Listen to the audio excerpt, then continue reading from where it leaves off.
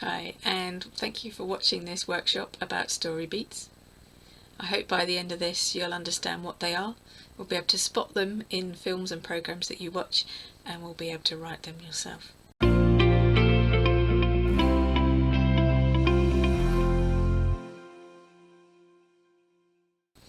A good way to discover how other people have done it is to have a go yourself. So think of a fairy story or a folk tale that you know really well, something like Cinderella or Hansel and Gretel or The Hare and the Tortoise, and you're going to write down what happens in the plot. Include about 6 to 10 statements as a summary of what happens, but keep it brief, don't write the whole story out. So press pause now and do that. So stories where the drama or comedy are broken down into acts. The most well known is the 3-act structure, which was created by Aristotle and is used widely throughout screenwriting and other different storytelling techniques. You've got the beginning, which is Act 1, which is a quarter of the story and is the setup. The middle, which is half of the story, and this is where all the adventure and the confrontations happen. And then Act 3, which is the end, again is the quarter of the story and is the resolution. You can also break this down into 4 acts and it just splits the middle, and that allows you to have the setup in Act 1, a reaction in Act 2, which is the protagonist starting their journey. Act 3 becomes the conflicts and the struggles, and then Act 4 is the recovery and resolution. So the protagonist fighting on until the bitter end. Now, act structures can also be higher numbers, so you can have a 5-act structure, which was first done in the 19th century by a German playwright. So Act 1 is introduction, and that sets the scene. Act 2 is rising action, a new journey for the main character. Act 3 is the climax or turning point, and it introduces conflicts and challenges.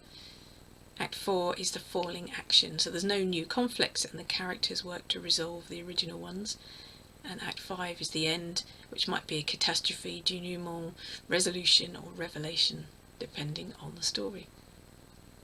There are also 7 and 9-act structures that just increase the flexibility of what's going on and allow you to sort of properly plan what's going on in more steps. So they're the act structures. So what are beats? Well, beats are the bullet points of plot.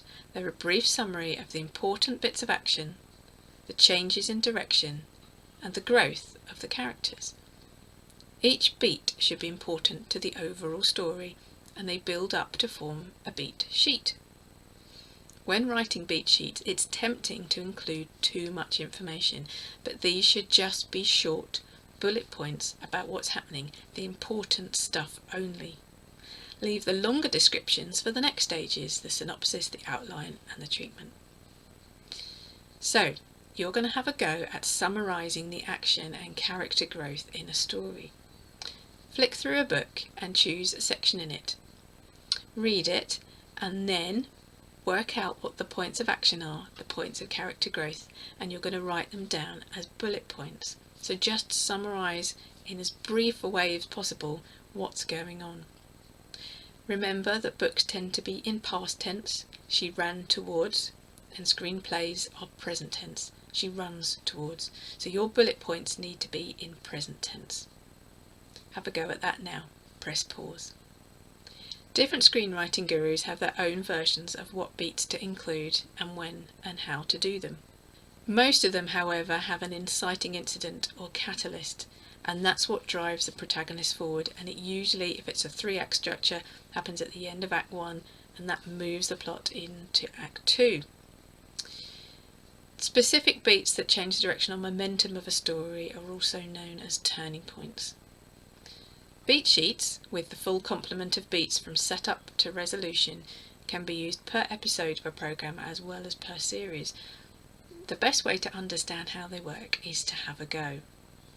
So what you're going to do shortly is write an entire new beat sheet for an entire new story with new characters. So you need a bit of time to think about that first. So what you're going to do is come up with a genre. What genre is this going to be?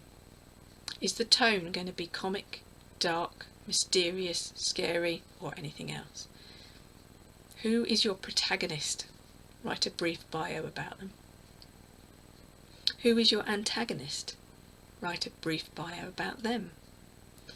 What is the mission your protagonist is going on, and how is the antagonist going to try and stop them? So give yourself a bit of time to come up with those. Press pause now. Now you've done that, you're ready to build up the beat sheet. We're going to base this on a 3-act structure just to simplify things. There are going to be 17 beats in this example. Give yourself a minute or two per beat. Remember to write notes rather than full sentences. Keep it brief. Press pause after each beat and then start again when you're ready. If you need more time, that's fine. We're going to start at the beginning of Act 1. Beat 1, opening image. What are the visuals? Where are we starting the story? Beat 2, we're now going to introduce the main characters. So what is your protagonist up to? What are they like? What is your antagonist up to? And what are they like? Beat 3, introducing the world of your story. Where are we? What goes on in the normal life of these characters? Who are the friends and helpers of your protagonist and antagonist? Are there any rules in this world? If it's a fantasy, what creatures are there? Is there magic? Are there different lands? If it's a crime drama, where is the action set? Beat 4, revealing the antagonist's dastardly plan. How is the plan revealed, and who else is involved? Beat 5, how does the protagonist find out? What happens to change things? This is the inciting incident or catalyst that sets the story in motion. Now we're heading into Act 2. Beat 6. The protagonist has to choose to act. What makes them leave their cosy life to face danger and difficulty? What's the consequence if they do nothing? Do their friends persuade them, or do they seek the help of their friends? Beat 7. The first adventure. What happens? How does your protagonist try to make things better, to get their world back to normal? This can't end the story, so it'll only be the start of a longer journey. Beat 8. Remember what genre this is. This is what's known as the promise of the premise beat. So if you're writing a horror, make sure there are scares. If it's a comedy, there need to be laughs. If it's an action, a car chase would be good. If it's a murder mystery, there could be another dead body. Have fun with the action. Beat 9. It's subplot time. There's usually a B story that runs alongside the main action, so it could be a romance between the protagonist and a helper, a mystery to solve, seemingly unconnected series of events that will link in the end.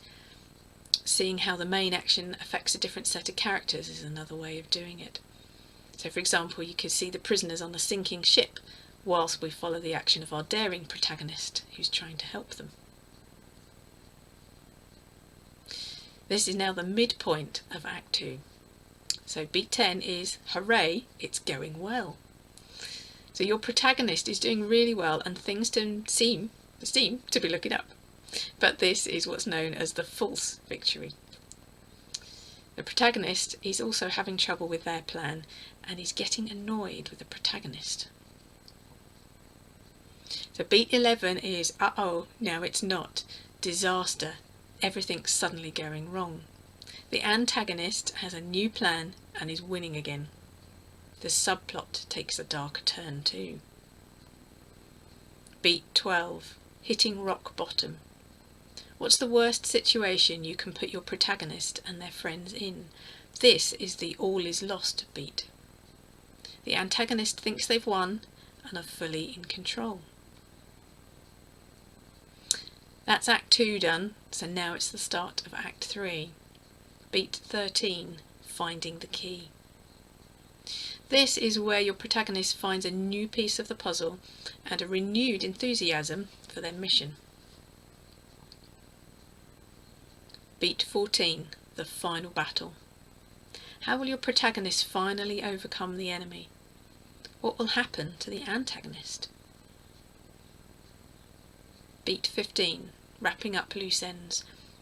What happens to the friends and helpers of the protagonist and antagonist? This is also the resolution of the subplot. And then, what happens to the protagonist? Beat 16. The message. Is there a moral message you want the audience to learn? What was the point of your story? Make sure it's a satisfying end. Beat 17. This is the final image. This is what your audience will leave on, so make sure it's memorable. Well done. You've done 17 beats and have completed your beat sheet. So now just read through what you've done and add anything you need to, because you might have had some good ideas as you carried on writing. So just go through it again and check that you've got everything that you want. Great. The last thing you need is a working title. So this might not stay for the whole project, but it's there for now, so give it a title. Good. You've completed it. You've got a whole new story now, so well done. Hopefully by now you've understood what beats are and can identify them in programs, and now of course you can write your own. So if you ever get stuck for an idea, break it down into beats and then you can build your story from there. So what's left now? Well, now you can write it. So you can develop this into a much longer project. It could be a book, it could be a film, it could be a TV show, it could be a radio show, it could even just be a short story. But whatever you decide, use your beats to help guide you through the process. Thank you very much for taking part in this workshop, and I wish you good luck with your project.